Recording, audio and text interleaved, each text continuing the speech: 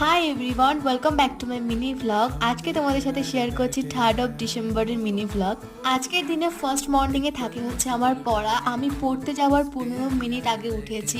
যাই হোক, তাড়াহুড়ো করে আমি পড়তে গেছিলাম, পড়ে এসে করলাম ব্রেকফাস্ট। আর মাকে আমি বলেই রেখেছিলাম যদি আমি টিউশন থেকে 9:30টার মধ্যে চলে আসি তাহলে আজকে আমি ভাইকে স্কুলে ছাড়তে যাব।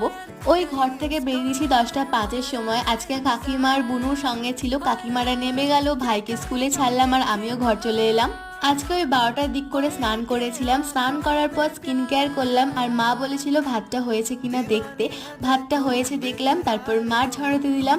আর আজ যেহেতু ভাইয়ের পরীক্ষা শেষ, কথা মতো ভাই আজকে ব্যাডমিন্টন র্যাকেট কিনেছে। আমাদের আর তর্স হয়নি, ভাত খাওয়ার আগে আমরা চলে গেছিলাম খানিকক্ষণ খেলতে। খানিকক্ষণ খেলার পরই ককটা আমাদের উঠে গেছিল আর সেটারই এত পাড়ার প্রচেষ্টা। আজকের ভিডিওটা এ পর্যন্তই, আশা করছি ভালো লেগেছে।